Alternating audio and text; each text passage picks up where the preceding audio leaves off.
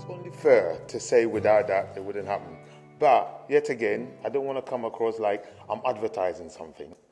But I need to tell you about this fantastic radio station. The reality is, Real Insight, it constitutes of people with lived experiences of complex and multiple needs. I seem to be the founder and director, but usually I refer to Sarah as my director, simply because she's inspired me a lot.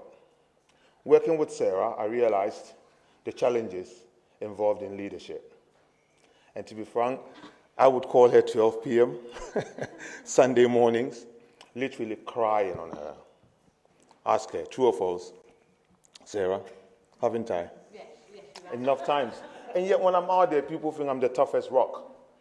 But I do cry sometimes. When I'm unwell, she's the one person I can call and say, Sarah, I'm struggling. And she would say, yeah, Nash, and she's like a mother or sister, sometimes like a partner. The reality is, Diversity Radio came as a result of Real Insight.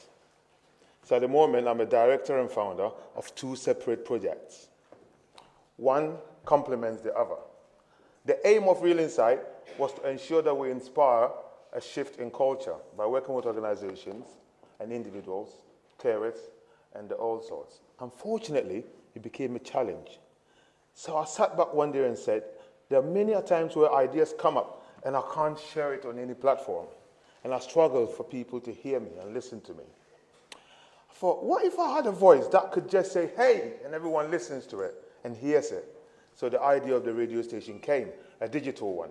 And I ensured it was internationally. So whether in Zimbabwe, Ghana, Afghanistan, you could hear it. And that's the voice I wanted to create for us. So Diversity Radio is a well-being community.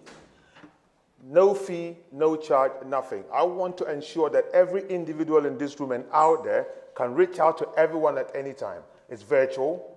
If you have an idea, a podcast, a program, a talk, a story to share, just get on board and you would be heard.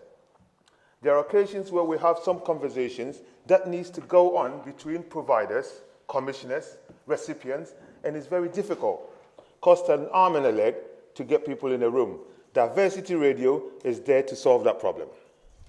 So from today, and unfortunately, I'll tell you why it's been difficult. User-led projects, the challenges that comes with it. We should have launched 2 months ago.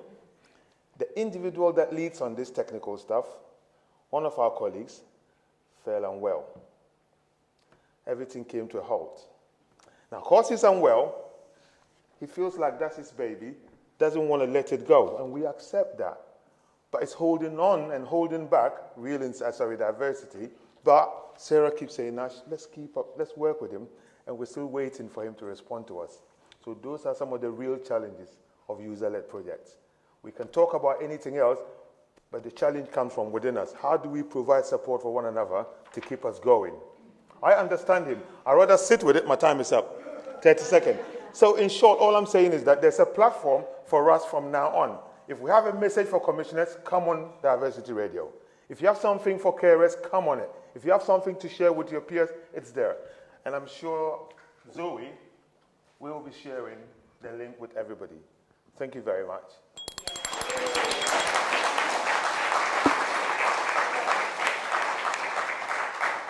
I left one thing.